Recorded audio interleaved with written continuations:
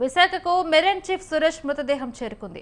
Oman తీరంలో ఈ నెల 9న జరిగిన భారత నౌకపై అమెరికా డ్రోన్లు చేసిన దాడిలో 3 భారతీయులు మృతి చెందారు. వీరిలో ఒకరు విశాఖ శ్రీహరిపురంకు చెందిన పట్నాల సురేష్గా గుర్తించారు. 9 రోజుల తర్వాత స్వస్థలానికి భౌతికాయం చేరుకోవడంతో విషాద ఛాయలు అలుముకున్నాయి. ఇవాళ శ్రీహరిపురంలో సురేష్ అంత్యక్రియలు నిర్వహించారు.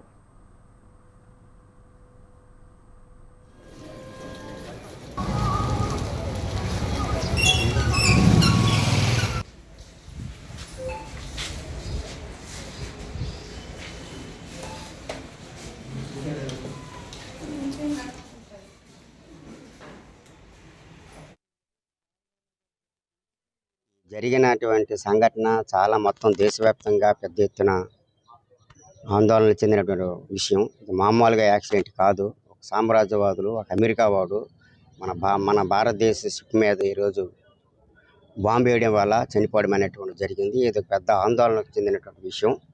మొత్తం దేశమంతా కూడా దీని మీద చెప్తున్నాం. అందులో ముగ్గురులో మన భారతదేశం ముగ్గురులో మన విశాఖ ప్రాంతంలో మల్కాపురం శ్రీహరిపురం ప్రాంతానికి చెందినటువంటి పట్నాల సురేష్. అటు కేంద్ర ప్రభుత్వం, ఇటు రాష్ట్ర ప్రభుత్వం ఇక్కడ ఉండేటువంటి వాళ్ళు తన తక్షణమే చర్య తీసుకొని పట్నాల సురేష్ కుటుంబానికి వాళ్ళకి సరైనటువంటిది ఇవ్వకపోతే, భవిష్యత్తులో ఇవ్వకపోతే మేము సిఐటిగా పెద్ద ఎత్తున ఆందోళనలు కూడా చేస్తామని చెప్పి ప్రభుత్వానికి హెచ్చరిస్తాం. ఈ జరిగినటువంటి సంఘటన చాలా మొత్తం దేశవ్యాప్తంగా పెద్ద ఎత్తున ఆందోళన చెందినటువంటి విషయం. ఇది మామూలుగా యాక్సిడెంట్ కాదు. ఒక సామ్రాజ్యవాదులు, ఒక అమెరికా వాడు ఈ నెల జూన్ 11వ తేదీన ఒమన్ గల్ఫ్ తీరంలో అమెరికా దాడుల్లో ఆయిల్ ట్యాంకరు ఎంటీ సెటిబెలోలో పనిచేస్తున్నటువంటి క్రూ మీద అటాక్ చేసిన దాంట్లో మన భారతదేశానికి సంబంధించి 3 నావికులు దుర్మరణం పాలయ్యారు. ఆ దాడిలో పట్నాల సురేష్ అనే మన విశాఖపట్నం వాసి చీఫ్ ఇంజనీరు, అలాగే ఇతర సీఫేరర్స్ యూపీ నుంచి ఒకరు, హిమాచల్ ప్రదేశ్ నుంచి ఒకరు మరణించిన వారిలో ఉన్నారు. ఈ దాడిని మేము తీవ్రంగా ఖండిస్తూ ఉన్నాం. యుద్ధానికి కానీ అక్కడ పరిస్థితులకు కానీ ఎటువంటి అసలు సంబంధం లేనటువంటి ఆయిల్ ట్యాంకర్లో పనిచేస్తున్నటువంటి నావికుల మీద చేసినటువంటి క్రూరత్వమైనటువంటి దాడిని మేము తీవ్రంగా ఖండిస్తూ ఉన్నాం. Forward Siemens union of India CI2 తరఫున ఒక నావికుడిగా ఏదైతే వార్ ప్రదేశంలో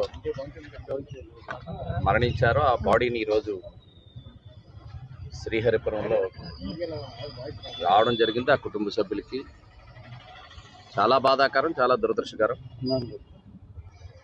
ఇటీవల నేను 2 రోజుల క్రితం చూసా, ప్రధానమంత్రి గారు అదేవిధంగా ట్రంప్ గారు సమావేశంలో ప్రధాన అంశంగా ఈ అంశం రావటం, భవిష్యత్తులో ఇలాంటివి జరగవు అనేటువంటి ఒక హామీని కూడా పొందడం జరిగింది. దురదృష్టం, దానికి ముందుగానే ఈ ఘటన చేసుకోవడం, 3 భారతీయులు చనిపోవడం అనేది జరిగింది. అందులో మన ప్రాంతవాసి, తెలుగువాడు, విశాఖవాసి ఉండడం అనేటువంటిది బాధాకరం. ఈరోజు విశాఖపట్నానికి అత్యంత దురదృష్టకరమైన దినంగా మనం భావించవలసిన అవసరం ఉంది. ఎందుకంటే అభం శుభం తెలియని వ్యక్తి ఒక యుద్ధ వాతావరణంలో మరణించడం అంటే చాలా బాధాకరమైన విషయము. పట్నాల సురేష్ గారు మెరైన్ ఇంజనీర్గా సేవలు అందిస్తూ దురదృష్టం కొలిది ఒమాన్ తీరంలో ఇరాన్ వార్ సందర్భంగా అక్కడ మరణం జరగడం జరిగింది. అది అఫీషియల్గా 17వ తారీఖుని చెప్పి ఆ బాడీని రిట్రీవ్ చేసిన తర్వాత 17వ తారీఖుని చెప్పి డిక్లేర్ చేయడం జరిగింది. ఎందుకంటే ఇది ఇంటర్నేషనల్గా చర్చకి వచ్చింది. మన ప్రధానమంత్రి గారు నరేంద్ర మోడీ గారు పేపర్లో కూడా చూసాము, మాటల్లో కూడా డిస్కషన్స్ వచ్చింది. 3 భారతీయులు ఇరాన్ వార్లో చనిపోవటము, దాంట్లో పట్నాల సురేష్ గారు ఒకరు. దానికి ట్రంప్ గారు కూడా, అంటే అమెరికా అధ్యక్షుల వారు కూడా సంతాపము ప్రకటించడము ఇవన్నీ జరిగినవి. కాబట్టి ఈ పట్నాల సురేష్ గారు కుటుంబానికి తప్పనిసరిగా ఏ అవసరం వచ్చినా మేము అండగా